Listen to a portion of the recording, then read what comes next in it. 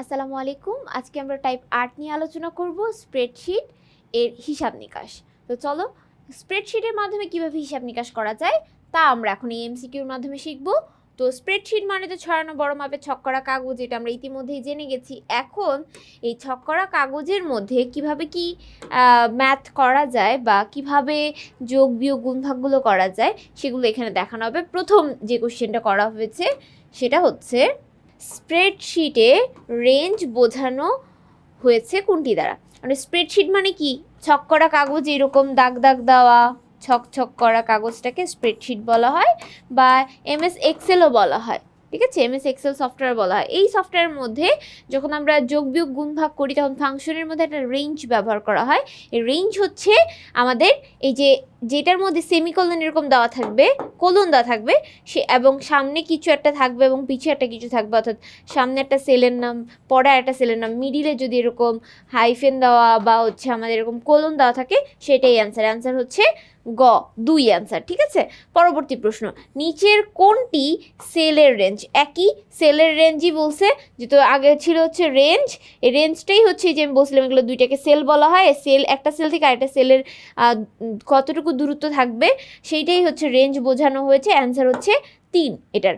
এখন আমরা একটু নোটে যাই, নোটে গিয়ে একটু দেখে নিই যে এইখানে আমাদের সেল বলতে কি বোঝানো হয়েছে। যখন আমরা স্প্রেডশিট দেখি, একটা সফটওয়্যারের ভিতরে স্প্রেডশিট দেখি, সে স্প্রেডশিটগুলোর মধ্যে এরকম অনেকগুলো ছক করা কাগজ থাকে। এই ছক করা কাগজের মধ্যে আমাদের প্রত্যেকটা ইন্ডিভিজুয়ালি নাম থাকে। কি কি নাম থাকে চলো আমরা একটু দেখি।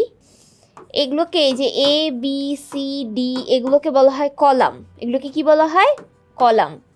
আর এই সাইডে যেগুলো থাকে এই বরাবর এগুলোকে বলা হয় সারি বা রো। এগুলোকে কি বলা হয়? সারি বা রো, সারি অথবা রো। ইংরেজিতেও লেখা থাকতে পারে ROW, রো। এখন এই সারি বা রো ইন্ডিকেট করা হয় 1 2 3 4 5। আমরা আগের ক্লাসে যে এমসিকিউ ছিল সেটা দেখেছিলাম। তো এইখানে প্রত্যেকটা ঘরকেই সেল বলা হয়। এই প্রত্যেকটা ঘরের ইন্ডিভিজুয়ালি নেম রয়েছে। এখন এই যে এই ঘরটা কি এ কলামের মধ্যে পড়ছে না? এটা এ, এটা এ, এটা এ, এটা এ, তার মানে এটা এ কলাম। তাহলে এ কলামের মধ্যে এটা হচ্ছে এ।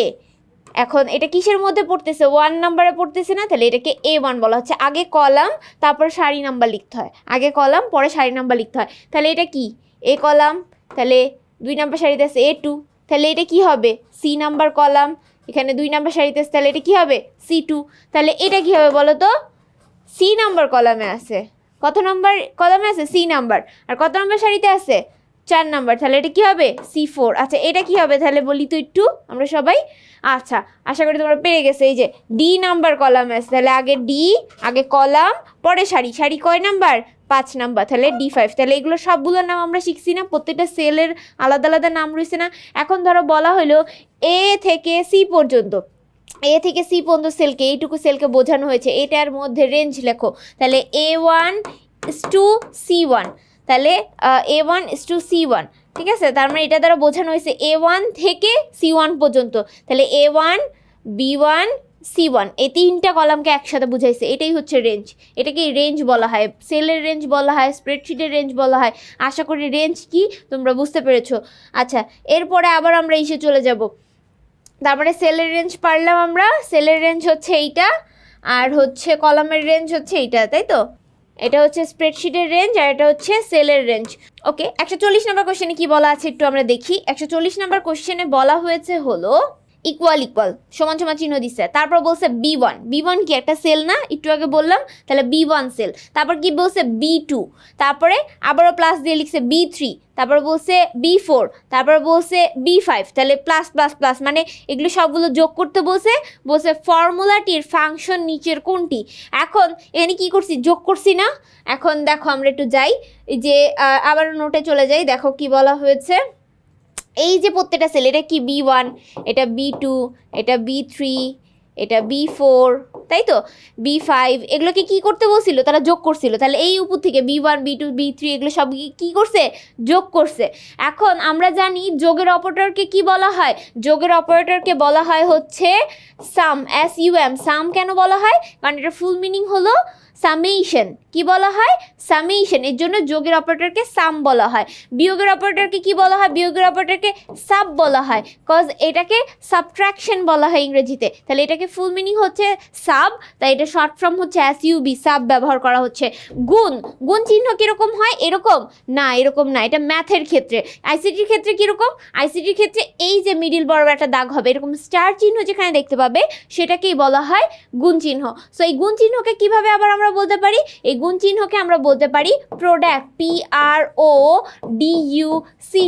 তার মানে গুণকে কি বলা হয়? প্রোডাক্ট বলা হয়। যোগকে কি বলা হয়? সাম বলা হয় বা সামেশন বলা হয়। বিয়োগকে কি বলা হয়?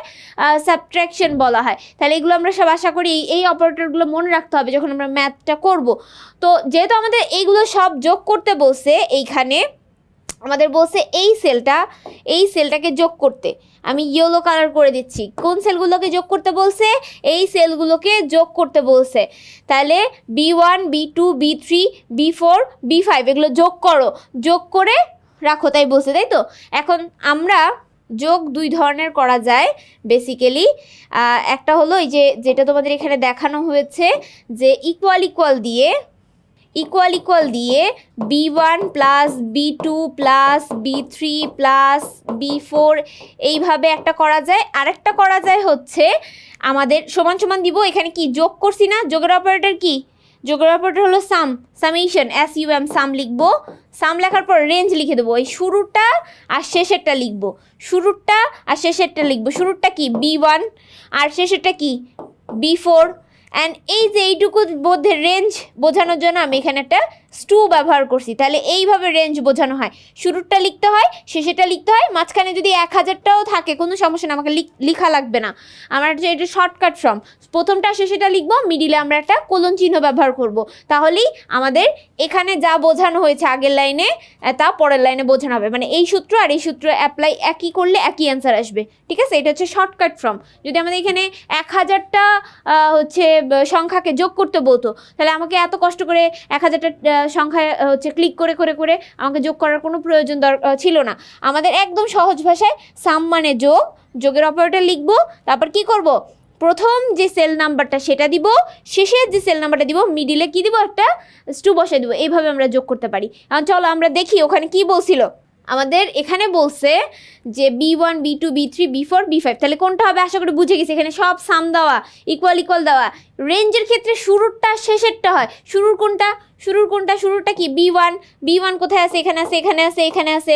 আচ্ছা, তারপর কি বলছে? শেষে কি বলছে? B5 কোথায়? এখানে নাই, এখানে নাই, এখানে নেই। কোথায় আছে? এইখানে আছে, তাই তো? তাহলে বোঝাই যাচ্ছে অ্যান্সার কি হবে? অ্যান্সার 4 হবে। অ্যান্সার কি হবে? ঘ নাম্বার হবে। আশা করি তোমরা এই ম্যাথটা বুঝতে পারছো। পরের ম্যাথে চলে যাব।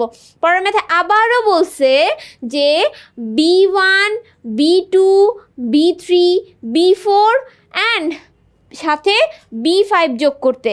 তাহলে আমাদের এখন কি হবে বলো তো? এখন আমাদের আবারও সেই সাম ব্যবহার করব, যেহেতু যোগ করতে বলছে। এখানে দেখানোই আছে যোগ যোগ যোগ যোগ যোগ। ওকে, ভালো কথা। তার মানে সাম সমান সমান চিহ্ন শুরুতে দিতে হয়, যে এখানে মিডিলে দিছে, ভুল। যদি কোনো একটা অপশনে সমান চিহ্ন না থাকে তার মানে ওই অপশনটাও ভুল। ধরো চারটা অপশনের মধ্যে দুইটার মধ্যে সমান সমান চিহ্ন দেওয়া আছে, দুইটার মধ্যে সমান সমান চিহ্ন দেওয়া নাই। তাহলে চোখ বন্ধ করে প্রথমে ভাইবা নিব যে ও দুইটার মধ্যে সমান সমান চিহ্ন দেওয়া নাই, তাহলে ওই দুইটা আগে বাদ। ওই দুইটা আমি চিন্তাই করবো না, ওই দুইটাতে কী আছে দেখবই না। পরের যে দুইটাতে সমান সমান দেওয়া আছে সেইটা নিয়ে ক্যালকুলেশন করবো যে এই দুইটার মধ্যে একটা অ্যান্সার হবে। ওকে, তাহলে আমাদের এখন যোগ মানে তো সাম। এবার প্রথমটা কি আছে? প্রথমটা B1, এই যে B1। ওকে, লাস্টের কি আছে? C5। তাহলে C5 কোথায় আছে? এখানে আছে, এখানে আছে। কিন্তু এখানে কিন্তু দেখো চারটার মধ্যে থাকলো, এখানে এই যে দেখো এইখানে কি করছে? আবারও এই যে B4 দিয়ে এগুলো করছে। এগুলো করলে হবে না, এগুলো করা যাবে না। এই তিনটা এর জন্য ভুল। সঠিক হচ্ছে এইটা, ঠিক আছে? অ্যান্সার কি? অ্যান্সার হচ্ছে ঘ। আশা করি বুঝতে পারছো। নেক্সট কোশ্চেনে চলে যাব। নেক্সট কোশ্চেনে বলা হয়েছে 142 নম্বর প্রশ্নে B4 থেকে B9 সেল সমূহের মানগুলোকে যোগ করার ফাংশন নিচে কোনটি? এখন যোগ মানে কি? সামেশন। সো সাম দেখো চারটাতেই আছে, বাট আমি আগেই বলছি সমান সমান চিহ্ন যদি না থাকে শুরুতে তার মানে ওটা আগেই বাদ। এখন কোনটা বাদ আমরা দেখেই বুঝতে পারছি কোনটা বাদ। এই দেখো এখানে প্লাস চিহ্ন শুরুতে দেওয়া, এটা বাদ। তারপরে দেখো এখানে কি সামনে সমান সমান চিহ্ন দেয় নাই, তাহলে এটাও বাদ, মিডিলে দিছে, তাহলে এই প্রথমেই গ আর ঘ বাদ হয়ে গেল। এখন চিন্তা করতে হবে ক আর ঘ এর মধ্যে যে কোনো একটা অ্যান্সার। এখন বলছে কি B4 থেকে, তাহলে B4 কোথায় আছে? এখানে আছে, হ্যাঁ, আবার এখানে আছে কি, এখানেও আছে। এরপর কি বলছে B9 কি করতে, যোগ করতে, এই যে B9, এই যে B9। এখন এখানে ওরা যোগ চিহ্ন দিছে, যোগ তো আলাদা করে দেওয়ার দরকার নেই, এখানে তো শুরুতে সাম দিছি আমরা, তাহলে কি আমার এটা হবে? শুরুতে সাম দিছি, তাহলে কি আর ভিতরে যোগ দেওয়া লাগবে? রেঞ্জ বুঝায়, এটা দ্বারা কি বোঝায়? রেঞ্জ বুঝায়। রেঞ্জ মানে কি, আমাদের ওখানে টু থাকবে, এখানে আমাদের এখানে এরকম একটা বিসর্গের মতন চিহ্ন থাকবে, তো নাই তো এটা, তাই না? তার মানে এটা ভুল, দেখাই যাচ্ছে এটা ভুল। তার মানে অ্যান্সার কোনটা, কোনটা সঠিক? ক, অ্যান্সার হচ্ছে 1 ক। ঠিক আছে, দেখো আবারও দেখাই, অ্যান্সার হচ্ছে ক। কেন ক? B4, এই যে B4 B9 বলছে রেঞ্জ, এই যে রেঞ্জ বলছে যোগ করতে, যোগ করার জন্য সাম, শুরুতে যোগ আছে, তার মানে এটাই অ্যান্সার। আশা করি বুঝতে পারছো। পরের কোশ্চেনে চলে যাব। পরের কোশ্চেনে বলছে গুণ করার প্রক্রিয়া কয় ধরনের? আমরা জানি গুণ 2 ধরনের হয়, ইতিমধ্যেই আমরা নোটের মধ্যে দেখে আসছি। এই একটা সিস্টেমে মানে যোগ করি, গুণ করি, সবগুলো 2টা নিয়ম হয়, কজ এই একটা নিয়ম আর আর হচ্ছে এই যে সূত্রের একটা নিয়ম, এই হলো 2টা নিয়ম। সো অ্যান্সার কি হবে? অ্যান্সার কি হবে? 2 ধরনের। অ্যান্সার কি হবে? খ হবে। পরবর্তী প্রশ্নে চলে যাব আমরা। ওকে, 144 নম্বর কোশ্চেন কি বলছে? MS এক্সেলে গুণ করার ফাংশন নিচে কোনটি? এখন আমি কি বলছিলাম, যোগ মানে সামেশন, বিয়োগ মানে সাবট্রাকশন, গুণ মানে প্রোডাক্ট। এখন প্রোডাক্ট কোথায় লেখা, কোথায় লেখা? এই যেখানে লেখা, তাই না? অ্যান্সার হচ্ছে খ। পরবর্তী প্রশ্ন, প্রোডাক্ট দ্বারা কোন ধরনের প্রক্রিয়াকে বোঝায়? ইতিমধ্যেই পড়ছি, গুণ করাকে বোঝায়। সো গুণ করা। ফাংশন এর পূর্বে কোনটি বসে? কোনো একটা ফাংশনের আগে কি বসে? আমি সবসময় বলছি শুরুতে, যখনই আমরা কোনো সূত্র অ্যাপ্লাই করব, ফাংশন অ্যাপ্লাই করব, শুরুতে সমান সমান চিহ্ন দিতে হবে, বলছি না? একটু আগেই তো বললাম। তাই অ্যান্সার কি হবে? সমান সমান চিহ্ন। ওকে, আচ্ছা নেক্সট কোশ্চেনে চলে যাব আমরা। আচ্ছা, 147 নম্বর কোশ্চেনে বলা হয়েছে স্প্রেডশিটে গুণ করার সময় কোন চিহ্ন ব্যবহার করা হয়? আচ্ছা, এই যে ইতিমধ্যে বলছি, এটা কি গুণ চিহ্ন? এটা কিন্তু গুণ চিহ্ন না। কোনটা গুণ চিহ্ন? গুণ চিহ্ন হলো স্টারের মতন দেখতে। স্টারের মতন কি? তারার মতন দেখতে। তারার মতন কোনটা? ঘ নাম্বার। তাহলে এটা হচ্ছে অ্যান্সার। ওকে, কেউ আবার মানে ম্যাথ করতে করতে আমাদের অনেক সময় এটা হয় যে হ্যাঁ গুণ চিহ্ন মানে তো এটা ইজি বিষয়, মানে এটা ক দাগায় দিয়ে আসলাম। পরীক্ষার সময় এরকম আমাদের অনেক মানে পারা জিনিস আমরা ভুল করে আসি। সো পরীক্ষার সময় অনেক টাইম থাকবে MCQ দাগানোর জন্য, মাথা ঠান্ডা করে MCQ দাগাবা। ওকে, এত তাড়াহুড়া করবা না। আচ্ছা, তারপরে স্প্রেডশিটে গুণ করার জন্য ফলাফল সেলে কোন চিহ্ন ব্যবহার করা হয়? একই কোশ্চেন, যে গুণ করার জন্য কোন চিহ্ন ব্যবহার করা হয়। আচ্ছা, শুরুতে। এখন দেখো, এই যে আরেকটা বিষয় দেখো, বলা হয়েছে স্প্রেডশিটে গুণ করার জন্য ফলাফল সেলে, না যখন তুমি ফলাফল সেলে গুণ করার জন্য গুণ চিহ্ন দাগাই দিলাম, হইল না। বলছে যে সেলে কোন চিহ্ন দিয়ে শুরু করা হয়? এই যে স্টার্টিং কোনটা দিয়ে শুরু করা হয়? ফাংশনের স্টার্টিং শুরু করা হয় সমান সমান দিয়ে, তাই না? আমরা গুণ করার শুরুতে কোনো সূত্র লেখার আগে কি বলছি? সমান সমান দিয়ে শুরু করতে হবে, বলছি না? সমান সমান নাই মানে অ্যান্সার ভুল, তাহলে সমান সমান অ্যান্সার হবে, ইকুয়াল অ্যান্সার হবে। কেউ আবার ভুলে গুণ দাগায় দিয়ে আসবা না, ঠিক আছে? যে আরে এটা তো ম্যাডাম বলছিল, এটা আমি ভুল করব, হ্যাঁ তাহলে তো আমি এখানে গুণ দিব না, এটাই দিব, দিয়ে আবারও তুমি ভুলই করছো। ভালো মতো প্রশ্নটা পড়বা, কি বলছে বুঝবা, তারপরে দাগাবা। ওকে, তারপরে দেখো, ওকে দেখো পরবর্তী প্রশ্নে কি বলা হয়েছে? 149 নম্বর কোশ্চেনে বলা হয়েছে ইকুয়াল প্রোডাক্ট A2 D2। তাহলে একটা রেঞ্জ বোঝানো হয়েছে, তাই তো? তাহলে প্রোডাক্ট A2 এটা হচ্ছে একটা সূত্র। এখন কি বলছে? এইখানে প্রোডাক্ট কিসের কাজ করছে? প্রোডাক্ট এখানে ফাংশনের কাজ করছে। ওকে, নেক্সট কোশ্চেন। তো 150 নম্বর কোশ্চেনে কি বলা হয়েছে চলো একটু দেখি। স্প্রেডশিটে গুণ করার সূত্র নিচে কোনটি? এখন আমরা জানি গুণ করার চিহ্ন হচ্ছে এইটা, তাই না? এখন আমরা তো কেউ ভাগ চিহ্ন দেখি নাই, তাই না? ভাগ, যোগ দেখছি, বিয়োগ দেখছি, হ্যাঁ, কিন্তু আমরা ভাগ চিহ্ন দেখিনি, গুণও দেখেছি। ভাগ চিহ্ন হচ্ছে এইটা, এই স্ল্যাশকে ভাগ বোঝানো হয়। এখন এই যে এখানে যেটা দেখানো হয়েছে এটা হচ্ছে ভাগ, আর এটা হচ্ছে উল্টা দেওয়া, তার মানে এটা ভুল দেওয়া, ঠিক আছে। প্রথমত এটা ভুল, এই অবভিয়াসলি এটা বাদ, আর বলছেই তো গুণ করতে, তাহলে এখানে এটাও হবে না, বোঝাই যাচ্ছে। আবারও বলছে গুণ করতে, এখন অনেকে এটা দাগায় দিয়ে আসবা, ভাববা যে এইভাবেই গুণ, সো এইভাবে তো গুণ না, গুণ চিহ্ন কোনটা, এই যে স্টারের মতন এটা, তাই না। তাহলে অ্যান্সার কী হবে, অ্যান্সার হবে ঘ নাম্বারটা অ্যান্সার হবে। অ্যান্সার কোনটা হবে, ঘ নাম্বারটা অ্যান্সার হবে। 151 নাম্বার কোশ্চেনে কি বলা হয়েছে চলো একটু দেখি। গুণ করার ক্ষেত্রে A1 সেলকে B1 সেল দিয়ে গুণ করার জন্য ফলাফল সেল নিচের কোনটি হবে, সূত্র লেখো। এখন প্রথমেই আমাদের সমান সমান চিহ্ন থাকতে হবে, প্রথমে বলে দিছি। তাহলে এই দুইটাতে সমান সমান চিহ্ন দেওয়া আছে, এই দুইটাতে সমান সমান চিহ্ন দেওয়া নাই, তাহলে এটা আগেই বাদ। ওকে, আচ্ছা, এরপরে বলছে A1 আর A2, এই যে A1 আর B1, A1 B1 A1 B1, এখন বলছে গুণ করতে। এখন গুণ চিহ্ন কোনটা, আগেই বলছি স্টারের মতন, তাহলে এই যে এইটা হবে, দেখে বোঝা যাচ্ছে, তাই না। ওকে, তার মানে অ্যান্সার হচ্ছে 3। পরবর্তী কোশ্চেনে চলে যাব আমরা। পরবর্তী কোশ্চেনে কি বলা আছে, এক্সেলে ভাগ করতে কোনটি ব্যবহার করা হয়। ভাগ করার চিহ্ন কোনটা, এই যে এটা না, স্ল্যাশ না, স্ল্যাশ কীরকম, এই যে এরকম দেখতে না।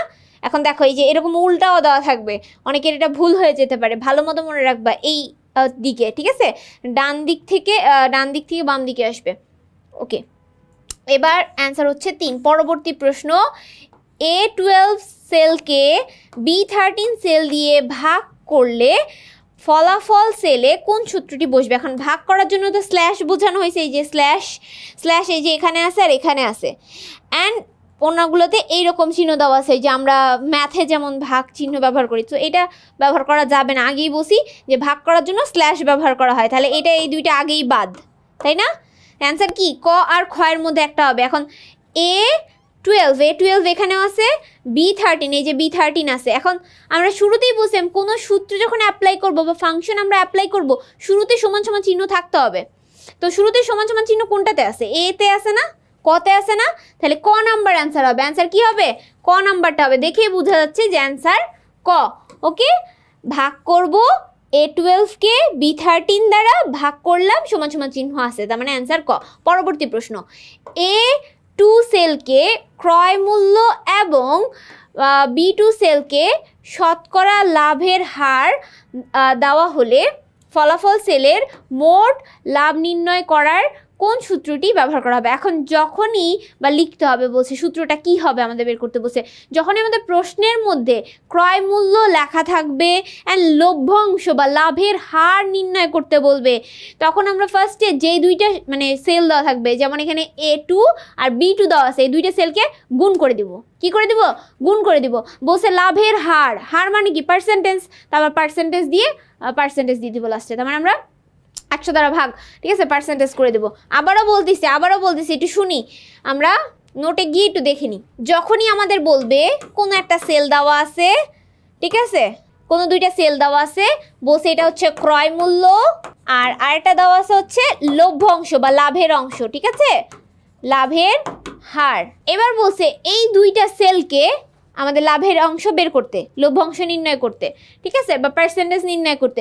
যখনই দুইটা সেল দেওয়া থাকবে আমরা প্রথমে দুইটাকে গুণ করে দিব, দিলাম গুণ করে, এরপরে কি করব, এটাকে 100 দ্বারা ভাগ মানে কি আমাদের ওই যে পার্সেন্টেজ, ঠিক আছে।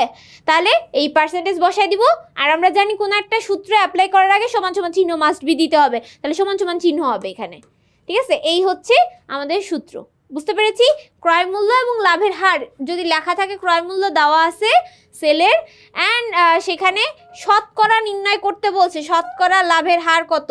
প্রশ্নের মধ্যে শতকরা লাভের হার বা হার শতকরা এরকম লেখা থাকলে তখন আমরা এরকম সূত্র অ্যাপ্লাই করব। সমান সমান চিহ্ন চারটাতেই আছে, ওকে ভালো। এবার A2 এবং এই যে গুণ দেওয়া আছে, এই দেখো সেম এখানে গুণ চিহ্নটা ভুল দেওয়া, আর আমাদের গুণ চিহ্ন কোনটা হবে বলো তো, গুণ চিহ্ন কোনটা হবে, স্টারের মতন হবে। তো স্টারের মতন কোনটা দেওয়া আছে, যে এটা দেওয়া আছে না, এটা দেওয়া আছে না, তাহলে অ্যান্সার কি হবে, এটা হবে। দেখো আর কোনোটা কি মিলে, এখানে গুণ চিহ্ন আছে নাই, তাহলে অ্যান্সার হচ্ছে 3। আশা করি বুঝতে পারছো ম্যাথটা। এরপরে আমরা পরের কোশ্চেনে চলে যাব। 155 নম্বরের কোশ্চেনে কি বলা আছে চলো দেখি। A2 = ক্রয় মূল্য, B2 = 200% লাভ, তাহলে আবার A2 সেলে কি দেওয়া আছে, ক্রয় মূল্য দেওয়া আছে, B2 সেলে কি দেওয়া আছে, লাভ, লভ্য অংশ দেওয়া আছে। বলছে C2 ইকুয়াল বিক্রয় মূল্য হলে C2 নির্ণয়ের সূত্র লেখো। C2 এর মধ্যে আমি রাখতে চাচ্ছি বিক্রয় মূল্য। লাইক আমি একটা কলম কিনে নিয়ে আসছি, ঠিক আছে, কিনে নিয়ে আসছি, এখন আমি সেল করব, আমি অনেকগুলো কলম নিয়ে আসছি, এই কলমগুলো আমি অনেকগুলো কিনে নিয়ে আসছি, আমি একজন বিক্রেতা, আমি এটা বিক্রয় করব। সো বিক্রি করার জন্য আমি তো কিনে নিয়ে আসছি কম টাকা দিয়ে, এখন আমি একটা নির্দিষ্ট অ্যামাউন্ট যোগ করবো, এটার সাথে একটা লাভ বা লভ্যাংশ রাখবো, তাই না? তো সেই লাভ অংশ রেখেই তো তোমার কাছে বিক্রি করব, লাইক তোমার কাছে ধরো বিক্রি করছি, তো বিক্রয় মূল্য কত এটাই বের করতে বসে। লাভের অংশ আমাকে আগে বের করে নিতে হবে, এটা দ্বারা এটাকে গুণ করব, A2 সেলকে এই B2 সেল দ্বারা গুণ করে লাভের হার, ওই যে শতকরা লাভের হার কত সেটা বের করব, করার পর লাভ যে অংশটা পাবো সেটার সাথে আমি যেটা দিয়ে কিনে নিয়ে আসছিলাম যে টাকাটা, ওটার সাথে যোগ করব, যোগ করে যেটা হবে সেটাই হচ্ছে বিক্রয় মূল্য। আবারও বলি দেখো, এই কলমটা দিয়ে বলি, এই কলমটা আমরা সবাই চিনি, এই কলমটার দাম কয় টাকা, এই কলমটা তোমরা কিনো 5 টাকা দিয়ে, তাই না? এখন এই কলমটা বেসিক্যালি 3 টাকা দিয়ে কিনে নিয়ে আসা হয়, কম টাকায় কিনে নিয়ে আসা হয়। দোকানদাররা কি করে, 3 টাকা দিয়ে কিনে নিয়ে আসে, তারপরে তার কয় টাকা লাভ করে, 2 টাকা লাভ করে। তাহলে এই 3 টাকার সাথে 2 টাকা যোগ করে দেয়, যোগ করে কয় টাকা, 5 টাকা হয়। এই 5 টাকা দিয়ে তোমার কাছে বিক্রি করে, তার মানে 2 টাকা ছিল তার লভ্যাংশ, লাভের অংশ, ঠিক আছে? এই লভ্যাংশ বের করার জন্য এর পার্সেন্টেজ দেওয়া থাকে, এখানে পার্সেন্টেজটা দেওয়া আছে, ঠিক আছে? তাহলে আমার যে টাকাটা হবে সেই টাকাটা, যে টাকা দিয়ে আমি কিনে নিয়ে এসেছি, এটা রেখে দিব। এবার আমাকে লভ্যাংশ বের করতে হবে, সেই যেই ধরো 20% আমি লাভ করব, তাহলে এই যে টাকাটা আছে সেই টাকাটার সাথে লভ্যাংশ যোগ করে দিলাম, গুণ করে দিলাম, গুণ করে দেওয়ার পরে যে মানটা আসলো সেটা হচ্ছে আমার লাভের অংশ। লাভের অংশের সাথে মানে তখন আসলো ধরো 2 টাকা, এই 2 টাকার সাথে আমি এই যে কিনে নিয়ে আসছি কয় টাকায়, 3 টাকায়, যোগ করে দিলাম, দিয়ে বানাইলাম কয় টাকা, 5 টাকা, এবার 5 টাকায় বিক্রি করলাম, এটাই হচ্ছে বিক্রয় মূল্য। এটার অ্যান্সার কী হবে ইতিমধ্যে তোমরা বুঝেই গেছো কী হবে। দেখো এখানে ক্রয় মূল্য দেওয়া আছে, সেই ক্রয় মূল্যটা এই যে লিখছি সেটা ক্রয় মূল্যটা যোগ করতে হবে আবারও, তাই যে যোগ দিয়ে রাখছি। এরপরে বলছি ক্রয় মূল্যর সাথে লভ্যাংশ গুণ করে পার্সেন্টেজ করে দিতে হবে, এই যে গুণ করে পার্সেন্টেজ করলাম, ঠিক আছে? তারপরে এই যে লভ্যাংশ বের করে নিলাম, লাভের অংশ, সেটার সাথে কি করলাম, ক্রয় মূল্য যোগ করে দিলাম, দিলেই কি আসবে, বিক্রয় মূল্য আসবে। তাহলে অ্যান্সার কি হবে, অ্যান্সার হবে খ। পরবর্তী প্রশ্নে চলে যাব আমরা। উদ্দীপকটা একটু দেখি, দেখো ওয়ার্কশিট লক্ষ্য করো এবং 156 এবং 57 নম্বর প্রশ্নের উত্তর দাও। এখানে লেখা আছে 3 জনের ডেটা দেওয়া আছে, 3 জনের মধ্যে XYZ, এক্স বাংলায় কি পেয়েছে, ইংরেজিতে কি পেয়েছে, ম্যাথে কি পেয়েছে, টোটাল অ্যান্ড অ্যাভারেজ। এখন একটা প্রশ্নবোধক চিহ্ন দেওয়া আছে, প্রশ্নবোধক চিহ্নটার ঘরের নাম কি, হয়তো এরকমই একটা প্রশ্ন আছে। আমরা প্রশ্ন দেখার আগেই দেখি যে এই যে প্রশ্নবোধক চিহ্নটা দেওয়া আছে এই সেলটার নাম কি হবে, এটা F নাম্বার কলামে আছে না, তাহলে এটা কি F, এবং কত নাম্বার সারিতে আছে 2, তাই তো 2 নাম্বার, তাহলে F2, এটার নাম কি, প্রশ্নবোধক চিহ্নের নাম কি, F2। তাহলে আমরা চলো একটু দেখে আসি আমাদের কোশ্চেনটা কি, এটা তো উদ্দীপকের অনুসারে কোশ্চেনটা কি বলছে। এই দেখছো এখানে বলছে যে এই যে প্রশ্নবোধক চিহ্নের F2 সেল কত হবে, এটার নাম F2 সেল আমরা জানি, আর F2 সেলের মান কত হবে এটা বলছে। এখন আমরা মান নির্ণয় করব, F2 সেলের মান নির্ণয় করতে বলছে। চলো আমরা F2 সেলটাতে আমরা উদ্দীপকে চলে যাই, দেন আমরা মান নির্ণয় করব। এখন এখানে F2 সেল হলো X নামের ব্যক্তির, তার সে বাংলায় পাইছে 50, ইংরেজিতে পাইছে 55, ম্যাথে পাইছে কত 75, তার টোটাল কত, টোটাল বের করে এভারেজ বের করতে হবে। সূত্র হচ্ছে টোটাল মানে কি, এই তিনটা যোগ করতে হবে, সো এই যে 50 যোগ করব, 55 যোগ করব, 75 যোগ করলাম, ঠিক আছে? অর্থাৎ এখানে আমাদের এই সবগুলো যোগ করতে হবে। তো আমাদের এখানে তাহলে এই যে 55, এই 50 যেটা, ঠিক আছে, বাংলাতে সে 50 পাইছে, এটা কোন ঘরে আছে, B2-তে, তারপর এটা কিসে আছে, C2-তে, এটা কিসে আছে, D2-তে। তাহলে আমরা সূত্র জানি এগুলো সব যোগ করার জন্য ইকুয়াল B2 + C2 + D2, এই যোগ করলাম, এটা হচ্ছে টোটাল বের হওয়ার পর এভারেজ কিভাবে বের করে, এভারেজ বের করে হচ্ছে যেহেতু আমাদের 3টা সংখ্যা আছে, মানে 3টা নাম্বার আছে, 3টা পরীক্ষার নাম্বার, বাংলা, ইংরেজি অ্যান্ড ম্যাথ, সো এই 3টাকে আমরা যোগ করে 3 দ্বারা ভাগ করব। যখন এভারেজ বলবে যে কয়টা তুমি যোগ করবা সেই কয়টা সংখ্যা তুমি আবার ভাগ করবা। তার মানে এখানে কয়টা সংখ্যা যোগ করছো, 1 2 3, 3টে সংখ্যা, তাহলে কয় দ্বারা ভাগ হবে, 3 দ্বারা ভাগ হবে। সো ভাগ করে যেটা আসবে সেটাই হচ্ছে ভাগ করার পর যেটা আসবে এই তিনটা যোগ করব, যোগ করার পর ভাগ করব 3 দিয়ে, যেটা আসবে সেটা অ্যান্সার। চলো আমরা সবাই মিলে একটু ভাগ করি, ভাগ করে একটু দেখি। তো এখন আমরা যেটা লেখা আছে আমাদের বি টুতে আছে বাংলা মান পাইছে সে 50, সে 50 প্লাস আমাদের কি করতে হবে, ইংরেজির যে মান আছে 55 প্লাস 75, ম্যাথে সে 75 পাইছে। এই যে সবগুলো এখন আমি যোগ করলাম, যোগ করে যে মানটা আসলো সেটাকে 3 দ্বারা ভাগ করব, ভাগ দিলাম 3, আসার পর কত আসছে 60, এটাই হচ্ছে অ্যান্সার। ঠিক আছে, তাহলে এভারেজ বের করার নিয়মটা কি, আমরা 3টাকে যোগ করব, তাহলে এই যোগ করার পরে যেটা আসছে তারপরে 3 দ্বারা ভাগ করে আসছে কত 60, এটাই হচ্ছে অ্যান্সার। চলো আমরা একটু ইসে চলে যাই, প্রশ্ন যেখানে আছে সেখান থেকে দেখি 60 লেখা আছে কিনা অপশনে। এই দেখো অপশন কতেই দেওয়া আছে 60, তাহলে অ্যান্সার কি হবে, অ্যান্সার হবে 60, এটাই তো আসলো আমাদের, তাই না? এবার বলছে এক্স এর টোটাল নাম্বার বের করতে কোন সূত্র ব্যবহার করতে হবে, টোটাল নাম্বার। তাহলে আমি এই টোটাল নাম্বার কিন্তু ইতিমধ্যে বের করে তোমাদের দেখাইছি, ইকুয়াল দিয়ে B2 plus C2 plus D2, তাহলে আই অ্যান্সার সঠিক।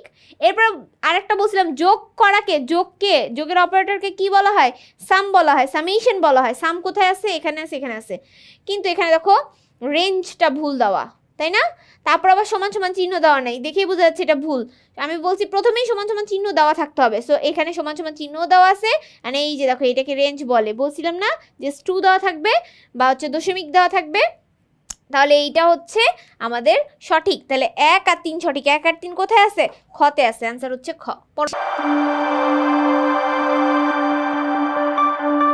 পরবর্তী প্রশ্ন চলে যাব। পরবর্তী একটা উদ্দীপক দেওয়া আছে, দেখো একটা উদ্দীপক দেখবো, দেখে 58 এবং 59 নাম্বার কোয়েশ্চেন, 158 159 নাম্বার কোয়েশ্চেনের অ্যান্সার করব। আচ্ছা, এখানেও আমাদের বলছে যে সেম উদ্দীপকই দেখা যাচ্ছে, কিন্তু কোয়েশ্চেনটা একটু আলাদা। হ্যাঁ, কোয়েশ্চেনটা একটু আলাদা। কি বলছে যে নাম দেওয়া আছে XYZ, বাংলা ইংরেজি ম্যাথ, বাংলা ইংরেজি ম্যাথে সে কত পাইছে টোটাল এভারেজ। এখন প্রশ্ন হচ্ছে প্রশ্নবোধক চিহ্নিত সেল অ্যাড্রেস নিচে কোনটি, প্রশ্নবোধক চিহ্ন কোথায় দেওয়া আছে এখানে, তাহলে এটা কত number column, F number column, একে F, এর নাম কি F, ওকে ঠিক আছে, এর নাম F, জানতে পারলাম। এটা কত নাম্বার সেলে রয়েছে, কত নাম্বার, এটা তো কলাম বললাম, এবার সারি কত, সারি হচ্ছে 4 বা 4, তাহলে এটা কি হইলো, এটা F4।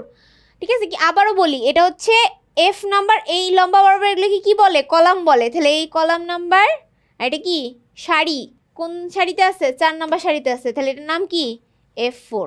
F4 কোথায় আছে, 3 আছে, অ্যান্সার কি হবে গ। ওকে, পরবর্তী কোশ্চেনে চলে যাব।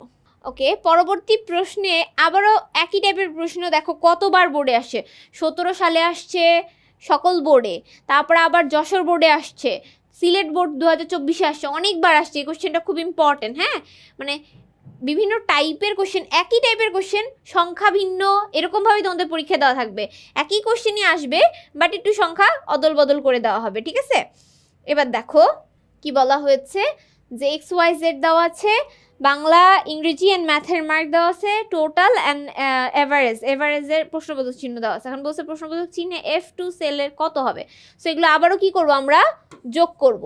সো মনে মনে যোগ করি, যোগ করার পর যেটা আসবে সেটা টোটাল করি, টোটাল করার পর 3 দ্বারা ভাগ করি, ভাগ করলে যেটা আসবে সেটা অ্যান্সার। তো আমরা যোগ করলাম, ক্যালকুলেটরে যোগ করে একটু দেখি, 1 সেকেন্ড, আমরা দেখাচ্ছি না, তোমরা একটু করো মনে মনে। 45 প্লাস 50 প্লাস হচ্ছে 70, তারপর হচ্ছে আমরা 165 আসছে, ঠিক আছে, ভাগ 3 দিলাম, এই দেখো এটার অ্যান্সার কত আসছে, এটার অ্যান্সার আসছে 55, দেখা যাচ্ছে আশা করি। ঠিক আছে, তাহলে অ্যান্সার কি হবে, 55.00 দেওয়া আছে না, সো 55, এটাই হচ্ছে ক অ্যান্সার। ওকে, এটাই হচ্ছে অ্যান্সার। এরপরে নেক্সট কোশ্চেনে যাব। নেক্সট কোশ্চেনে কি বলা আছে, 160 নাম্বার কোশ্চেন, এক্স এর টোটাল নাম্বার বের করতে কোন সূত্র ব্যবহার করা হয়, একই জিনিস, টোটাল নাম্বার বের করার জন্য যোগ করতে হবে, এই যে B2 C2 D2 সব যোগ করব, সাম 1 আর 3, 1 আর 3 দেখছে ডাবল রিপিট কোশ্চেন আসছে, দুইবার কোশ্চেন আসছে, একবার হচ্ছে 2024-এ 17-তে যে কোশ্চেনটা আসছে সেটা আবার 24-এ আসছে, ঠিক আছে, অন্য একটা বোর্ডে। সো আমাদের রিপিট কোশ্চেন অনেক আসে, তাই আমাদের ভালো মতো বোর্ড কোশ্চেনগুলো পড়ে যেতে হবে। অ্যান্সার হচ্ছে খ। পরবর্তী প্রশ্নে চলে যাব।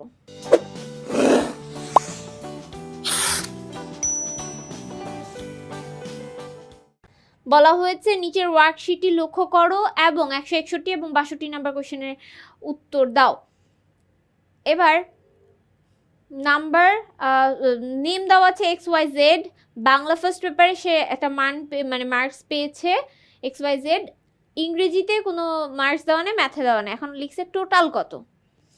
এখন টোটাল বের করার কথা বলতে পারে, অথবা টোটাল যে চিহ্ন দেওয়া আছে, টোটাল এখানে একটা প্রশ্নবোধক চিহ্ন দেওয়া আছে, এই সেলটার নাম কি, এই সেলটার নাম কি বলো তো একটু সবাই। আচ্ছা, এটা হচ্ছে ই নাম্বার কলামে 2 নাম্বার সারিতে আছে, তাহলে এটা কি E2, তাই না? দেখো এখানে কি বলছে, প্রশ্ন বোধক যে চিহ্নিত সেলটি অ্যাড্রেস কোনটি, প্রশ্নবোধক চিহ্নিত সেলটির অ্যাড্রেস E2, E2 কোথায় আছে, গতে। পরবর্তী কোশ্চেন, জেড নামের শিক্ষার্থীরা বাংলায় উভয় পত্রে প্রাপ্ত নাম্বার সমান হলে বাংলা দ্বিতীয় পত্রে তার মোট নম্বর নির্ণয়ের কোনটি ব্যবহৃত হবে। আচ্ছা, প্রশ্নটা আর একটু ভালো মতো দেখি। জেড হচ্ছে এ, বাংলায় পেয়েছে 40, বলছে যে এখানে আমরা উদ্দীপকটা আর একটু ভালো মতো দেখি, একটু নিচে নামায়নি, দেখো এখানে সে বাংলা ফার্স্ট পেপারে মার্ক এটা পেয়েছে, অ্যান্ড প্রশ্ন হচ্ছে শিক্ষার্থী বাংলার উভয় পত্রে প্রাপ্ত নাম্বার সমান হলে, উভয় পত্র মানে হচ্ছে বাংলা প্রথম পত্র দ্বিতীয় পত্র দুইটাতেই সে সমান মার্ক পেয়েছে, ফার্স্ট পেপারেও 40 পেয়েছে, হচ্ছে সেকেন্ড পেপার বাংলা সেকেন্ড পেপারেও সে 40 মার্ক পেয়েছে। হ্যাঁ, তাহলে দুটি পত্রেই তার নাম্বার নির্ণয় করতে হবে। এখন সে মানে 40 তো পেয়েছে তাই না একটাতে, তাহলে দুইটাতেই সেম পেয়েছে, তাহলে কি হবে, 2 দ্বারা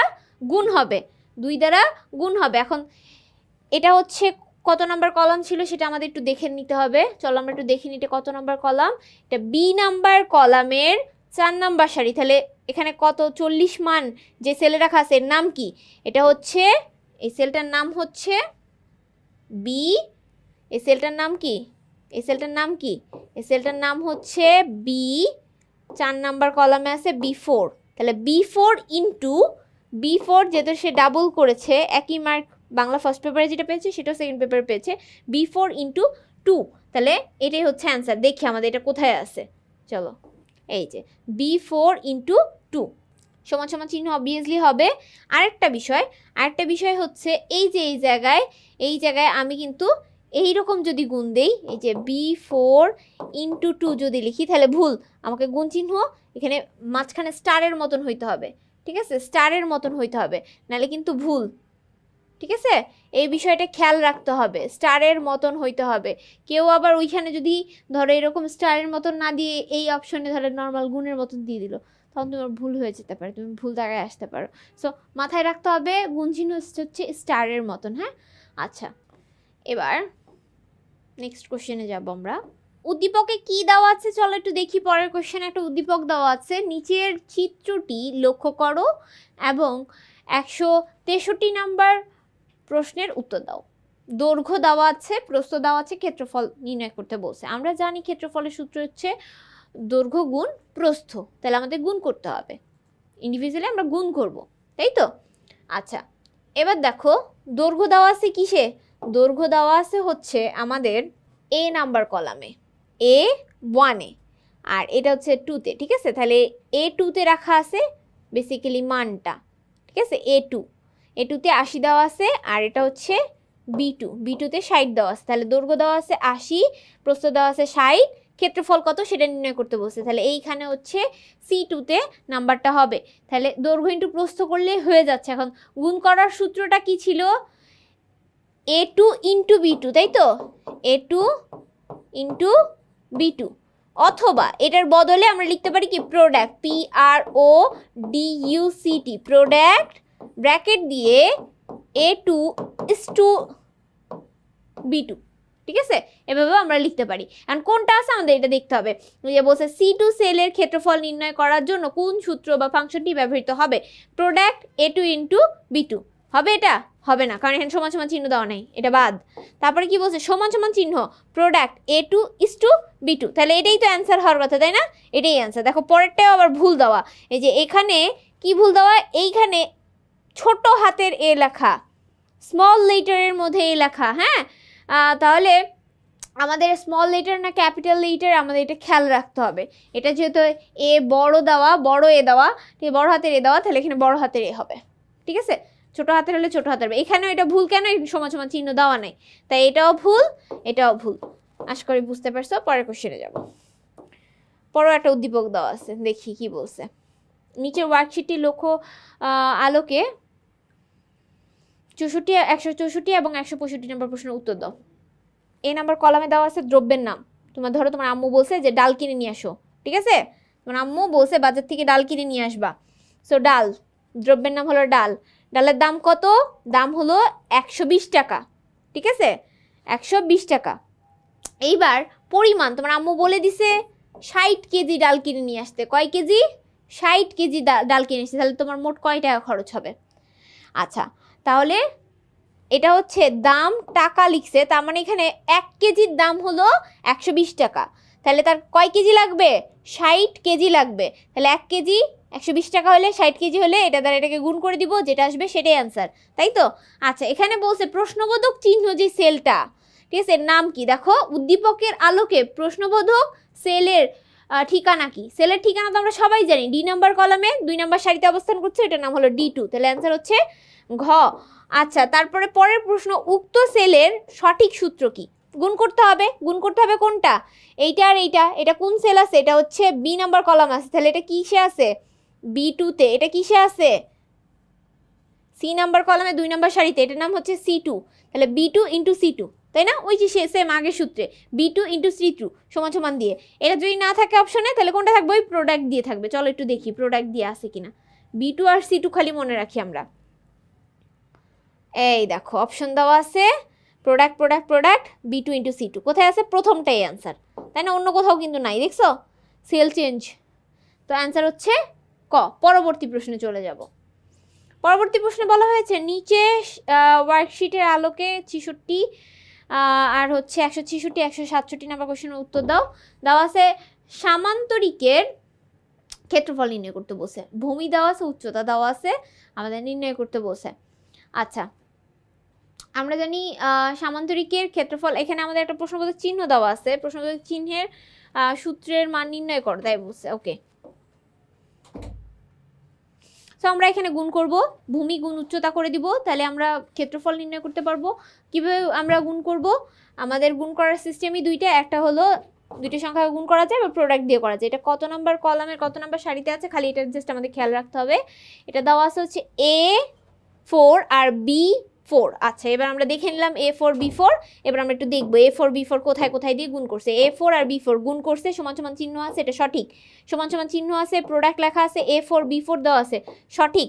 এখানে রেঞ্জ বোঝানো হয়েছে, কিন্তু এখানে প্লাস চিহ্ন দিছে। প্লাস হলে তো আর এখানে প্রোডাক্ট হইতো না, হয়তো কি সাম বা সামেশন। তার মানে এটা ভুল, দেখেই বোঝা যাচ্ছে এটা বাদ। তাহলে 1 আর 2 হবে, তাহলে অ্যান্সার হচ্ছে ক। পরবর্তী প্রশ্নে চলে যাব। প্রোডাক্ট দ্বারা কি বলছে পরের কোশ্চেনে? প্রোডাক্ট দ্বারা কোন ধরনের প্রক্রিয়া বোঝায়? প্রোডাক্ট দ্বারা আমরা বলছি প্রোডাক্ট মানে গুণ করা, তাই না? প্রোডাক্ট মানে গুণ করা। যদি এখানে বলতো সামেশন দ্বারা কি কোনটিকে বোঝায়, তাহলে কি হইতো? যোগ করা। যদি বলতাম যে সাবট্রাকশন দ্বারা কোনটিকে বোঝায়, তখন কি হইতো? বিয়োগ করা। যদি বলতাম ডিভিশন দ্বারা কি বুঝাইতো, তাহলে কি হইতো? ভাগ করা। তাহলে এইভাবে আমরা কিন্তু যদি এখানে চেঞ্জ হয় তাহলে অ্যান্সারও চেঞ্জ হবে, এই আর কি। আচ্ছা, এরপর আবার একটা উদ্দীপক দেওয়া আছে, নিচের ওয়ার্কশিটের আলোকে এই দুইটা কোশ্চেনের অ্যান্সার দাও, তাই বলছে। আচ্ছা, দ্রব্যের নাম তেল, দাম হলো 110 টাকা, পরিমাণ 70 কেজি। এবার বলছে মোট কত। সেলের নাম জিজ্ঞেস করছে, প্রশ্নবোধক দেওয়া আছে। উক্ত সেলের সবগুলো দেখো বোর্ডে আসছে, প্রায় একই টাইপের কোশ্চেন কতবার বোর্ডে আসছে খেয়াল করছো? সেগুলো সব ইম্পর্টেন্ট, আমরা জাস্ট খালি মনে রাখবো আর প্র্যাকটিস করবো। প্র্যাকটিস করলে আমরা পেরে যাব। সো আমাদের সেল নাম্বার জিজ্ঞেস করছে, এটা ডি নাম্বার কলামের 2 নাম্বার সারিতে আছে, তাহলে অ্যান্সার হচ্ছে D2। বলছে উক্ত সেলের সঠিক সূত্র কোনটি? তাহলে আমাদের যেহেতু তেল একই সিস্টেম, আগের বারে ডাল যেরকম বের করলাম, আমাদের বলছে 110 টাকা কেজি দাম, 70 কেজি কিনতে বলছে, দুইটাকে গুণ করে দিব, গুণ করার সূত্র তো আমরা জানি, এটা হচ্ছে B2 সেলে আছে, এটা C2 তে আছে, তাহলে equal product B2 into C2, B2 is to C2 into না, B2 ইজ টু C2, এই রেঞ্জটা কিন্তু সঠিক থাকতে হবে। অ্যান্সার হচ্ছে খ। পরবর্তী প্রশ্নে চলে যাব আমরা। ওকে, পরবর্তী প্রশ্নে কি বলা আছে, নিচে স্প্রেডশিটের আলোকে 170-71 নম্বর প্রশ্নের উত্তর দাও। দ্রব্যের নাম চাল, ক্রয় মূল্য 40 টাকা, পরিমাণ দেওয়া আছে গম 65 টাকা, আর হচ্ছে পরিমাণ দেওয়া আছে 15।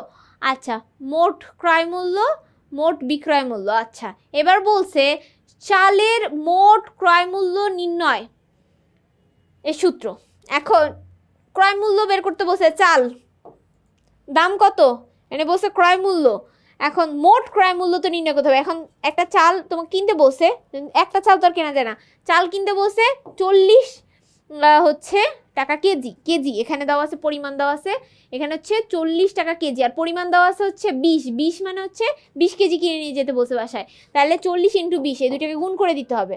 তাহলে আমাদের গুণ করার সূত্র কি, গুণ করার সূত্র হচ্ছে B2 C2, দুটাকে গুণ করে দিব, এখানে লিখবো, ঠিক আছে।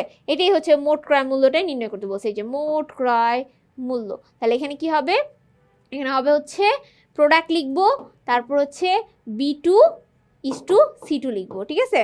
অথবা আমাদের এভাবে করা যায়, ইকুয়াল দিয়ে সমান সমান চিহ্ন দিয়ে B2 ইন্টু C2, ঠিক আছে। এই যে দেখায়, আরেকবার দেখায়, দেখো এটা B2 ইন্টু C2 এইভাবে করা যায়। আর একটা কি, ইকুয়াল দিয়ে প্রোডাক্ট লিখে করা যায়। ইকুয়াল কোথায় আছে, সমান সমান চিহ্ন কোথায় আছে, সমান সমান চিহ্ন এখানে আছে, এখানে আছে নাই, তাহলে এটা বাদ, এটাও বাদ, তাহলে কোনটা হবে, এই দুইটার মধ্যে একটা হবে। আগে প্রোডাক্ট লিখতে হবে, প্রোডাক্টের আগে কি ব্র্যাকেট দেওয়া যাবে, যাবে না, তাহলে এটাও ভুল বোঝাই যাইতেছে। তাহলে আগে প্রোডাক্ট লিখতে হবে, তারপর ব্র্যাকেট দিতে হবে, তারপরে রেঞ্জ দিতে হবে। রেঞ্জ কি, B2 আর C2, তাহলে B2 আর C2 কোথায় আছে, B2 তারপর C2, এই যে এটাকে রেঞ্জ বলে, আমরা আগে হিসেব বললাম। সো অ্যান্সার হচ্ছে ঘ, অ্যান্সার কি, অ্যান্সার ঘ। ওকে, তাহলে অ্যান্সার হচ্ছে ঘ। পরবর্তী প্রশ্নে চলে যাব। পরবর্তী প্রশ্নে কি বলা আছে, এইখানে এই একই কোশ্চেনে, এটা B2-তে আর C2-তে আছে, এটা মনে রাখি। গমের নিয়ে আলোচনা করতে বসে, 5% লাভে গমের বিক্রয় মূল্য কত। এখন এই যে মোট বিক্রয় মূল্য আছে না, এই জায়গাটায় বের করতে বলছে, ঠিক আছে। এই জায়গাটায় যে তার মোট বিক্রয় মূল্য কত, এটা বের করতে বলছে। এখন B2 আর C2 দিয়ে আমরা মনে রাখি, আমরা যাই নিচে যাই, আমরা দেখি, যেহেতু বলছে বিক্রয় মূল্য কত, এখানে আমরা একটু ফাঁকা জায়গা আছে, আমরা এখানে ম্যাথটা করবো। সো আমাদের প্রথমত গম দেওয়া আছে, সরি এটা B2 C2 না, এক মিনিট আমরা এখানে একটু নিচে নামাইনি, এটা হচ্ছে B3 C3। তো একটু দেখি, এই যে কোশ্চেনটায় 5% লাভে গমের বিক্রয় মূল্য নির্ণয় করতে বলছে, তার মানে এখানে নির্ণয় করতে বলছে। এটা B3-তে ক্রয় মূল্য দেওয়া আছে, পরিমাণ দেওয়া আছে। আগে প্রথমে আমাদের লভ্যাংশ বের করতে হবে। লভ্যাংশ বের করার সূত্র কি সেটা আমাদের জানতে হবে। সেটা হচ্ছে আমাদের প্রথমে ক্রয় মূল্য নির্ণয় করতে হবে। এখন ক্রয় মূল্য নির্ণয় তো আমরা আগেই শিখলাম, একটু আগে, তাই না। এই দুটোকে গুণ করে এই করে আমরা এখানে বের করব। তাহলে এটা কোন ঘর, এটা D3 ঘর। তাহলে আমরা ক্রয় মূল্য বের করছি, D3 বের করছি। বের করার পরে যেটা আসবে সেটার সাথে আমি এই যে লাভের অংশ 5% লাভ করছি না, 5% আমরা এখানে গুণ করে দিব। এইটা হচ্ছে আমাদের লভ্যাংশ বের হইলো। বের হওয়ার পরে আমরা বিক্রয় মূল্য নির্ণয় করবো। এখন এটা তো লভ্যাংশ ছিল, এটার সাথে আবার কি করতে হবে, যোগ দিতে হবে, আবারও D3 যোগ দিতে হবে, যেটা আসবে সেটাই অ্যান্সার। এখন এখানে দেখিয়ে বোঝা যাচ্ছে ক। আবার আমি একটু ক্লিয়ার করে বুঝাই, একটু ভেঙে বুঝাই। আবারও সেই কলমের উদাহরণ দিবা, আবারও একটু আগে কলমের উদাহরণ দিছিলাম না, যে এই কলমটা তুমি কিনে নিয়ে আসছো 3 টাকা দিয়ে, তারপরে তুমি বিক্রি করতেছো 5 টাকা দিয়ে। লাইক আমরা যে কোনো দোকান থেকে এটা কি 5 টাকা দিয়ে কিনে নিয়ে আসি না। তো এই যে 3 টাকা দিয়ে ফার্স্টে আমি কিনে নিয়ে আসছি, 5 টাকা দিয়ে বিক্রি করবো, তাহলে কয় টাকা লাভ, 2 টাকা লভ্যাংশ। সো এই লভ্যাংশটা আগে বের করে নিতে হবে। নিয়ে ওই 2 টাকার সাথে এই 3 টাকা দিয়ে কিনে নিয়ে সেটা যোগ করে দিব, যোগ করে দিলে 5 টাকা হইলে সেটা দিয়ে আমি বিক্রি করবো। একটু আগেই আমরা এরকম একটা ম্যাথ দেখাইছিলাম এবং এই উদাহরণটাই দিছিলাম, আশা করি তোমাদের মনে আছে। সো এই যে আমি এই যে D3 বললাম, এটা হচ্ছে সেই ক্রয় মূল্য, অর্থাৎ তুমি কয়টা কলম কিনে নিয়ে আসছো, ধরো 5টা 10টা 15টা 20টা, এই হচ্ছে পরিমাণ। এখন তুমি এটা কয় টাকা দিয়ে কিনে আসছো, এই টাকা। এখন দুইটা মিলে গুণ করে যেটা আসবে সেটাই তো তুমি ক্রয় মূল্য, তুমি কিনে নিয়ে আসছো। এইবার তোমার লভ্যাংশ বের করতে হবে। এই সেই লভ্যাংশের জন্য তুমি কতটুকু লাভ রাখবা, 5% লাভ রাখবা, সেটা বের করলা। 5% লাভ রাখার পর 5% লাভ রাখার পর এই যে দেখো এখানে গুণ চিহ্ন কিন্তু ভুল দিছিলাম, এখানে একটা দাগ হবে, তাই না। সো এই এই করার পরে যে এইটুকু আমাদের বের হয়ে যাওয়ার পরে এটা হচ্ছে কি আমার লভ্যাংশ, লাভের অংশ। লাভের অংশ পাওয়ার পর আমাকে এই যে কিনে নিয়ে আসছিলাম না 3 টাকা দিয়ে, এটা তো যোগ করতে হবে। এই সেই 3 টাকা আবারও যোগ করছি, যোগ করে যেটা বেরোইছে সেটাই হচ্ছে আমাদের বিক্রয় মূল্য, মানে সেই দামেই আমি বিক্রি করব। বুঝতে পেরেছি? আশা করি তোমরা বুঝতে পেরেছো। অ্যান্সার হচ্ছে এইটা, ক। পরের প্রশ্নে যাব আমরা।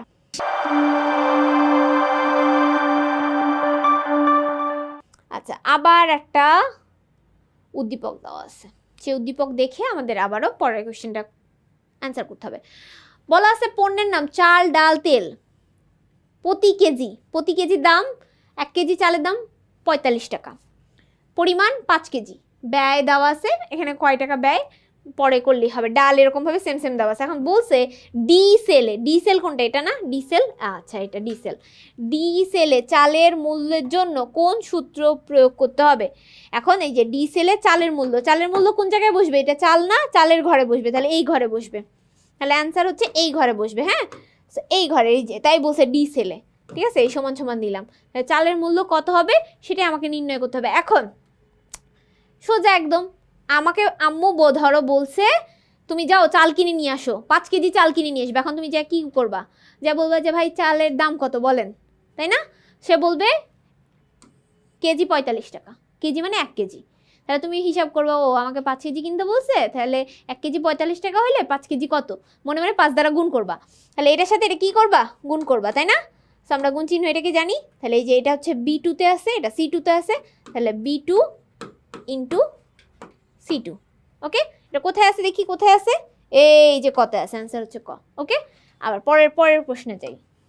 পরের প্রশ্নে বলছে D5 এ। এখন D5 কোনটা, এটা না D5, তাই তো, এটা D নাম্বার কলাম ছিল, উদ্দীপকটা দেখা যাচ্ছে না, উপরে চলে গেছে, আমি লিখে দিলাম এটা D5 সেলে মোট ব্যয় সূত্র কত। এখন মোট মানে এগুলো সব বের করে তারপর যেটা আসবে সেইটা আর কি বের করতে বলছে, মোট। এখন এটা ছিল B2, এটা ছিল C2, এই অনুসারে এটা B3, এটা C3, এটা D3, এটা হচ্ছে B4, এটা হচ্ছে C4। হ্যাঁ, এভাবে আমাদের বের করতে হবে। এখন আমরা কিভাবে বের করব, আমাদের এই সবগুলো হচ্ছে এখানে কি হচ্ছে D2, D3, D4, তাই তো। এখন আমাদের কাজ হচ্ছে মোট নির্ণয় করা। মোট নির্ণয় আমরা কিভাবে করব, সবগুলো আমরা যোগ করব, ঠিক আছে। তাহলে এখন আমরা কি করব, D2, এই D2, D3, D4 যোগ করে দিব, যোগ করলে মোট বের হয়ে যাবে। কারণ আমি তো এখানে বের করছি চালের দাম এত, ডালের দাম এত, তাই তো। এবার সবগুলো আমি, ধরো আম্মু বলছে চাল, ডাল, তেল কিনে নিয়ে আসবা 5 কেজি, 2 কেজি আর হচ্ছে 1.5 কেজি, ঠিক আছে, কিনে নিয়ে আসতে বলছে। এখন তুমি সবগুলো কেনার পর হিসাব করছো যে কয় টাকা খরচ হয়েছে, ঠিক আছে। তুমি হিসাব করেছো যে আমার জন্য কয় টাকা বাইচে আছে, এই টাকা তো আমি পাবো, তাই না। এখন তুমি হিসাব করছো, হিসাব করার পর দেখতে পাচ্ছ যে তাহলে যোগ করতে হবে মনে মনে, তাহলে D2, D3, D4 যোগ করে ফেললাম। যোগ করলে যেটা আসবে সেটা তোমার ব্যয় হয়েছে, আর বাদ বাকি যেটা আছে ওইটা তোমার পকেট খরচ, কোনো সমস্যা নাই, ঠিক আছে। অ্যান্সার হচ্ছে এইটা। ওকে, বুঝতে পারছি।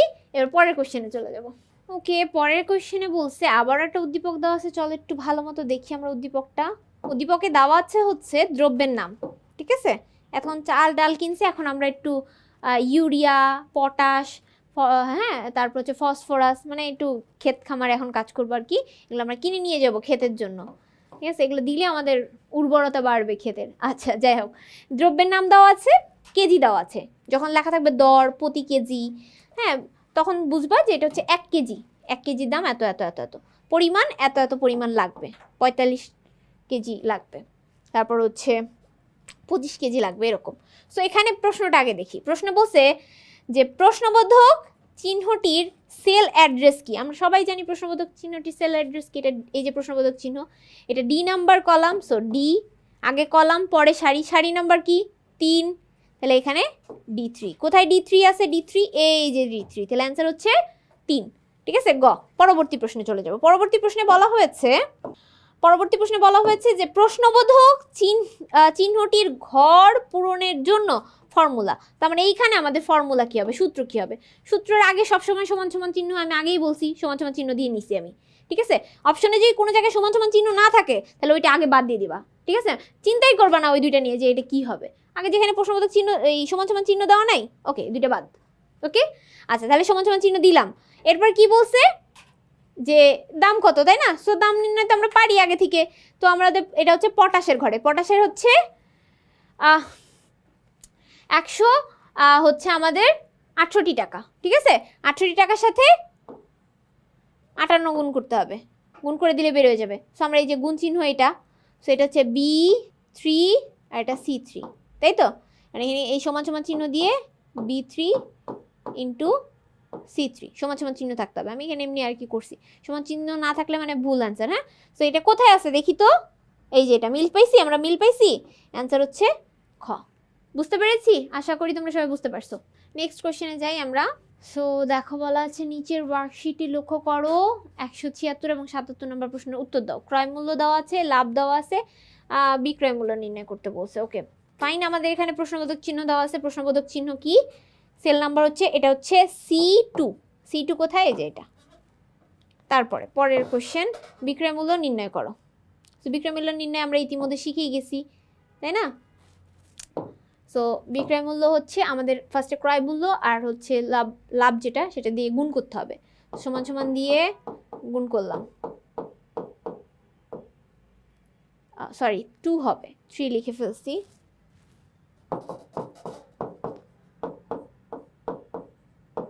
ঠিক আছে, করলাম। লাভের অংশ এই যে পার্সেন্টেজ দিলাম, এটা হচ্ছে লভ্যাংশ। লভ্যাংশ বের হওয়ার পরে আমাদের আবারও হচ্ছে যে লভ্যাংশ বের হওয়ার পরে ক্রয় মূল্যটা আবার যোগ করে দিতে হবে। এই হচ্ছে ক্রয় মূল্য, আবার যোগ করে দিলাম। A2 into B2 percentage plus A2, এটা কোথায় আছে আমরা একটু দেখব। এই যে A2 into B2 percentage A2, answer হচ্ছে ঘ 4। পরবর্তী প্রশ্নে আমরা চলে যাব। একই টাইপের প্রশ্ন, আমরা এখন আশা করি সবাই পারবো, তাই না? নেক্সট কোশ্চেন, এটা একটু কঠিন কিন্তু আমরা সবাই পেরে যাব। দেখো বলা হয়েছে কালাম, তার নাম, তার বেসিক স্যালারি 22,000 টাকা, মেডিকেল খরচ 500 টাকা, আর হচ্ছে PF% কাটিং হয় এবং নিট স্যালারি এই দেওয়া আছে। এখন কথা হলো নিট স্যালারি, এই যে নিট বেতন, নিট স্যালারি নিট বেতন, নিট বা প্রাপ্ত বেতনের জন্য সঠিক ক্রম নিচের কোনটি? এখন তাকে বলছে সঠিক স্যালারিটা বের করতে। সঠিক স্যালারি বের করতে হবে, সোজা বিষয় একদম। আমরা একটু দেখব। সো প্রথমেই আমাদের এটা কত নম্বর কলাম আর কত নম্বর সারিতে আছে এটা একটু লিখে নিই। এটা আছে হচ্ছে C4 এ আর এটা আছে হচ্ছে D4 এ। ওকে, এখন আমি ধরো একটা জায়গায় জব করি, আমরা হচ্ছে 22,000 টাকা বেতন পাই, ভালো কথা। এখন সেখানে আবার আমাকে একটা মেডিকেল ভাতা দেয়, মেডিকেল একটা খরচ দেয়, তাহলে দুটো কি হবে? যোগ হবে বেতনের সাথে, এটা তো আমাকে এক্সট্রা দেয়, তাই না? তাহলে এই দুটো যোগ করলাম, এই দুটো যোগ হইলো, ঠিক আছে? এরপরে আমার এটা হচ্ছে C4 D4, এটা কি তাহলে E4 না? E4 তো, এটা হচ্ছে E4 সেল। হ্যাঁ, E4। এবার এইটা হচ্ছে আমার কাট হয়ে যায়, মানে হচ্ছে আমাকে একটা তহবিল বা আমাদের ওই যে পার্সেন্টেজ দিতে হয় না, কর বা ট্যাক্স, সেই ট্যাক্সটার কথাই নেবো, সেই ট্যাক্সটা কেটে নিবে। তাহলে এটা কি? এই দুইটা আমি পাইলাম, এই দুইটা যোগ হইলো, এটা যোগ হইলো, ভালো কথা। কিন্তু এটা কি হবে? কাট হয়ে যাচ্ছে, তাহলে এটা মাইনাস হবে, বিয়োগ হবে। এইটাই হচ্ছে আমাদের এই নিট স্যালারি। দেখো এই যে C4 plus D4 minus E4, ঠিক আছে? মাইনাস E4, এটা হচ্ছে নিট স্যালারি। অথবা আমরা এখানে যে পার্সেন্টেজ দিয়ে বের করছি, এখানে পার্সেন্টেজ যদি দেওয়া থাকে উপরে, সেই পার্সেন্টেজ দিয়ে আমরা বের করতে পারি। মানে পার্সেন্টেজ দেওয়া নাই, সো আমাদের এই যে দেখো এইখানে এটাই অ্যান্সার, খ হবে অ্যান্সার। হ্যাঁ, ওকে। অথবা আমরা যে স্যালারির সাথে কত পার্সেন্ট ট্যাক্স দিই এভাবেও বের করা যায়, কিন্তু এখানে পার্সেন্টেজটা দেওয়া নাই, তাই আমরা এইভাবে হিসাব না করে এইটার হিসাব করব, দিয়ে আমরা অ্যান্সার বের করব। আশা করি তোমরা বুঝতে পেরেছো। আচ্ছা, এরপরে কি বলা আছে? পরবর্তী একটা উদ্দীপক দেওয়া আছে, সেই উদ্দীপকটা পড়ে আমরা হচ্ছে প্রশ্ন পড়ব। দেখি, নিচের উদ্দীপকটি পড়ে 179 এবং 180 নম্বর প্রশ্নের উত্তর দাও। নাম হচ্ছে হাফিজ। হাফিজ হচ্ছে বেসিক বেতন পায় হচ্ছে 17,500 টাকা। তার হাউস রেন্ট মানে বাসা ভাড়া, ঠিক আছে? এই সে বাসা ভাড়া পায় তার বেতনের 45%, ঠিক আছে? এবার তার মেডিকেল খরচ দেয় অফিস থেকে, কত? 900 টাকা দেয়, এবং কল্যাণ তহবিলের চাঁদা তাকে দিতে হয় 350 টাকা। তার নিট স্যালারি কত? এবার কোশ্চেন বলছে, কোশ্চেনটা আমরা একটু ভালো মতো দেখি কোশ্চেনটা কি। কোশ্চেনে বলছে, উদ্দীপক তো বুঝলাম, কোশ্চেনে বলছে হাউস রেন্ট বের করো। তার মানে হাউস রেন্ট কোনটা? এটা প্রশ্নবোধক চিহ্ন। তাহলে হাউস রেন্ট আমরা বের করব, এটা সিট ইসে আছে, এই সমান সমান দিলাম। এই তার বেসিক বেতন, বেসিক বেতন কি B2 তে আছে না? বি নাম্বার কলামের 2 নাম্বার সারিতে B2। আচ্ছা, এবার কত? 45% সে পায়, তাহলে এই গুণ করে দিব 45%। ঠিক আছে, গুণ করে দিব, যেটা আসবে সেটাই আমাদের অ্যান্সার হাউস রেন্ট। তাহলে অ্যান্সার এইটা, তার বেতনের সে 45% সে পায় আর কি, বাড়ি ভাড়া পায়। ওকে, এরপরে বলছে হাফিজ এর নিট বেতন কত? নিট বেতন মানে নিট স্যালারি কত, এটা বের করতে বলছে আমাদের। তো আমাদের বিষয়টা আমরা এখন ক্যালকুলেটরে করে দেখাবো এবং সূত্রটা দেখাবো। সো প্রথমে আমাদের বাড়ি ভাড়া তো আমরা এখান থেকে রেন্ট থেকে বের করলাম, এটা যেটা বের হবে সেই মানটা আগে বের করবা, সেই মানটা বসাবা। ঠিক আছে, এই যে হাউস রেন্ট, তাহলে এই কাজটা আগে করতে হবে, B2 ইন্টু 45%, এইটুকু আমাদের আগে বের করতে হবে। দেন প্লাস, প্লাস কি আমাদের বাড়ি ভাড়া কত, মানে বেসিক বেতন কত তার? 70,500 টাকা, তো সে এটার সাথেই পায়, এটা তো বাড়ি ভাড়া ছিল। সো প্লাস 70,700 টাকা, এটা হচ্ছে B2 তে আছে, তাহলে এই যে B2, ঠিক আছে, প্লাস করে B2 করছি নিচে, যেহেতু ওপরে জায়গা নেই। তারপর হচ্ছে সে মেডিকেল পায়, মেডিকেলের একটা টাকা পায়, মেডিকেলের টাকা কত? D2, এই D2। তারপরে এইটা করার পরে, এইটুকু করার পরে তারপরে তাকে আবার চাঁদা দিতে হয়। চাঁদা কি? তাহলে বিয়োগ করতে হবে, তাকে একটা কল্যাণ তহবিলে চাঁদা দিতে, তাহলে বিয়োগ এটা। তাহলে 350 না লিখে এখানে E2 লিখলে ভালো হতো, আমি 350 লিখছি। এখন এই বিষয়টা আমি এখন তোমাদের ক্যালকুলেটরে করে দেখাবো, চলো একটু দেখি আমরা সবাই। ওকে, এখন আমরা ফার্স্টে হাউস রেন্ট বের করতেছি। হাউস রেন্ট হচ্ছে B2 ইন্টু B2 তে ছিল হচ্ছে 17,000। তো চলো আমরা ক্যালকুলেটরে করে দেখাই। তো প্রথমেই আমাদের হাউস রেন্ট বের করতেছি। হাউস রেন্ট বের করার জন্য আমাদের বেতন থেকে, বেতনের কত পার্সেন্ট? 45% না? এই যে 17,500 টাকা সাথে গুণ করলাম 45, এই হচ্ছে পার্সেন্ট, দিলাম কত আসে? 7,875 টাকা। 7,875 টাকা এটার সাথে যোগ করব কি? এটা হচ্ছে সে বাড়ি ভাড়া পাইছে এত টাকা। ঠিক আছে, এবার তার তো বেতনটা আসেই, সো এই বেতন হচ্ছে 7,500 টাকা, এই হলো বেতন যোগ হলো। তারপর সে একটা পায় মেডিকেল ইন্স্যুরেন্স, মেডিকেলের জন্য টাকা পায় 900 টাকা পাইছে।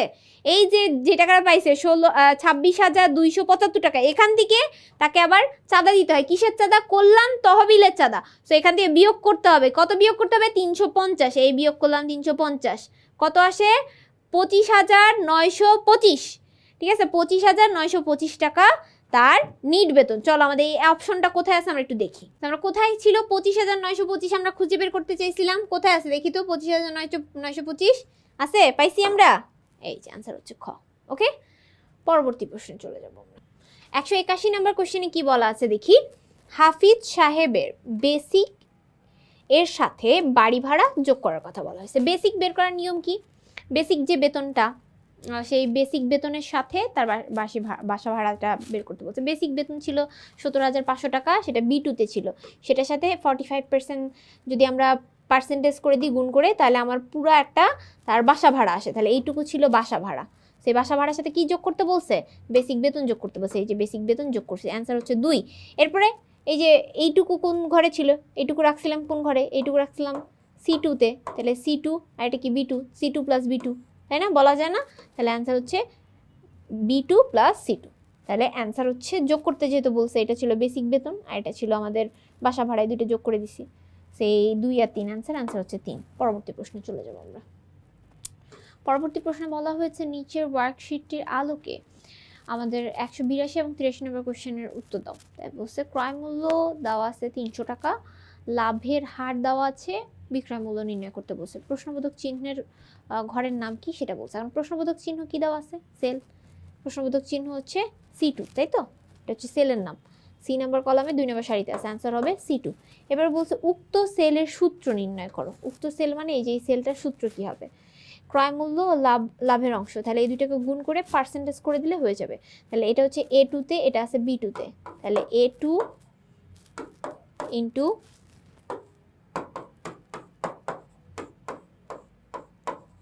B2 করলাম, এই দুটাকে গুণ করলাম। গুণ করার পর আমাদের কি করতে হবে? আমাদের পার্সেন্টেজ করে দিতে হবে। তাহলে এটা হচ্ছে আমাদের পার্সেন্টেজ করার পরে আমাদের আসলো হচ্ছে এইটুকু লাভের অংশ বের করবো, যেহেতু আমাকে বিক্রয় মূল্য নির্ণয় করতেছে, তাহলে বিক্রয় মূল্য নির্ণয় করার সূত্র আমরা জানি যে লাভের অংশ বের করার পর আমাকে ক্রয় মূল্য যোগ করতে হয়, এই ক্রয় মূল্য আবারও যোগ করতে হবে। এটা হচ্ছে আমাদের অ্যান্সার। এখন এটা কোথায় আছে এটা আমাদের দেখতে হবে। A2 ইন্টু B2 প্লাস এই যেটা এখানে সমান সমান চিহ্ন দেওয়া আছে নাই, তার মানে এটা ভুল, এই সমান সমান চিহ্ন দেওয়া নেই মানে ভুল, তাহলে এই দুইটার মধ্যে একটা হবে। কোনটা হবে? এই যে এখানে পার্সেন্টেজ দেওয়া আছে, ঠিক আছে, এটাতে পার্সেন্টেজ নাই, তাহলে অবভিয়াসলি পার্সেন্টেজ হবে, অ্যান্সার হচ্ছে ক। পরবর্তী প্রশ্ন চলে যাব আমরা। 184 নম্বর কোশ্চেনে কি বলা হয়েছে চলো দেখি। 184 নম্বর কোশ্চেনে বলা হয়েছে আব্দুর রহমান সাহেবের বাড়ি ভাড়া বের করার সূত্র কি। এখন আমরা উদ্দীপকে দেখেছিলাম কি, উদ্দীপকে দেখেছিলাম, চলো উদ্দীপকটা আবার দেখে আসি, দেখে আমরা কোশ্চেনটা সলভ করি। এই যে উদ্দীপকে ছিল, তার নাম হচ্ছে আব্দুর রহমান, তিনি বেসিক বেতন পায় হচ্ছে 22,000 টাকা, তার বাড়ি ভাড়া হচ্ছে বাবদ পায় হচ্ছে 40%, অ্যান্ড হচ্ছে চিকিৎসা ভাতা 1500 টাকা, আর কল্যাণ তহবিলে তার 100 টাকা দিতে হয়। তাহলে তার নিট প্রাপ্য কি। এখন তার বাড়ি ভাড়ার যে বিষয়টা সেটা বের করতে বলছে। তো বেসিক যে এটা আছে B2-তে আছে, B2 আর C2 গুণ করে পার্সেন্ট করে দিলে বের হয়ে যাবে। চলো আমরা এটা বের করে ফেলি। সো যেহেতু বাসা ভাড়া বের করতে বলছে, B2 ইন্টু C2 করে পার্সেন্ট করে দিলেই হয়ে যাবে। দেখো B2 ইন্টু C2 করে পার্সেন্ট করে দিছে, এখানে সমান সমান চিহ্ন নাই, তার মানে এটা হবে না, সমান সমান চিহ্ন এটাতে আছে, তার মানে এটা অ্যান্সার। পরবর্তী প্রশ্নে কি বলা হয়েছে, C6 থেকে C9 ঘরের সংখ্যা গুণ করার জন্য সূত্র নিচের কোনটি। যেহেতু গুণ করতে বসে, গুণকে ইংরেজিতে আমরা কি বলি, আমরা ফাংশনের ভাষায় কি বলি, প্রোডাকশন লিখে প্রথমটা লাস্টেরটা লিখবো, রেঞ্জ লিখবো, তাহলেই হয়ে যাবে। সমান সমান চিহ্ন থাকলে সেটা সঠিক। এরপরে এই যে 1 নম্বর অপশনে কি বলছে, সমান সমান দিয়ে শুধু রেঞ্জ দিছে, রেঞ্জ দিলে কি হবে, হবে না, তার মানে এটা ভুল অ্যান্সার। পরবর্তী অপশনে কি বলছে দেখি। পরবর্তী অপশনে লিখছে C2 থেকে C9 পর্যন্ত, দেখো C2 C6 থেকে C9 পর্যন্ত, তাহলে C6 C7 C8 C9, তাহলে সবগুলো গুণ করার কথা বলা হয়েছে। তাহলে C6 থেকে সবগুলো গুণ করছে না, 7 8 9 সবগুলো গুণ করে এই যে সমান সমান করে রেখে দিছে, তার মানে এটাও সঠিক। তাহলে 2 আর 3 সঠিক। 2 আর 3 কোথায় আছে, আমরা একটু অপশনটা দেখি, 2 আর 3 কোথায় আছে, 2 আর 3 আছে গতে, অ্যান্সার হবে গ। পরবর্তী টেবিলে চলে যাব। পরবর্তী টেবিলে কি বলা হয়েছে টেবিলটি দেখো এবং 186 এবং 87 নম্বর প্রশ্নের উত্তর দাও। ক্রয় মূল্য 1100 টাকা হলে লাভের হার 9% হলে বিক্রয় মূল্য কত। টেবিলটি কোন সফটওয়্যারের নির্দেশনা করে। টেবিলটি স্প্রেডশিট প্রোগ্রামের নির্দেশনা করে, তাহলে অ্যান্সার হবে স্প্রেডশিট। আচ্ছা 187 নম্বর প্রশ্নে কি বলা হয়েছে দেখো, বিক্রয় মূল্য C3 নির্ণয়ের কোনটি সূত্র প্রযোজ্য। এখন বিক্রয় মূল্য সূত্র নির্ণয় করতে বলছে, সে একই অঙ্ক আমরা যে কলম দিয়ে বুঝিয়েছিলাম, সেম একই টাইপের অঙ্ক। ক্রয় মূল্য দেওয়া আছে, লাভের হার দেওয়া আছে, লাভের পার্সেন্টেজ, ঠিক আছে, লাভের হার মানেই পার্সেন্ট। হ্যাঁ, এখন আমাকে শতকরা নির্ণয় করে লাভের হারটা নির্ণয় করে তারপরে মানে লাভের যে পার্সেন্টেজ দিয়ে গুণ করে বের করে তারপরে ক্রয় মূল্যটা যোগ করে দিলে যেটা আসবে সেটাই বিক্রয় মূল্য। আশা করি মনে পড়ছে তোমাদের। এখন এটা দেওয়া আছে হচ্ছে বেসিক্যালি আমাদের দেওয়া আছে হচ্ছে A3-তে দেওয়া আছে, A3-র সাথে B3 গুণ করে যোগ করে দিব A3, তাহলে অ্যান্সার বের হয়ে যাবে। অ্যান্সার হচ্ছে এই যে গুণ করে পার্সেন্টেজ দিতে হবে কিন্তু মনে থাকে যেন, ঠিক আছে। এই যে A3 গুণ B3 পার্সেন্ট করে বের করলাম, বের করার পরে যোগ করে দিলাম আবারও A3 মানে ক্রয় মূল্যটা দিয়ে, অ্যান্সার বের হয়ে গেল ক।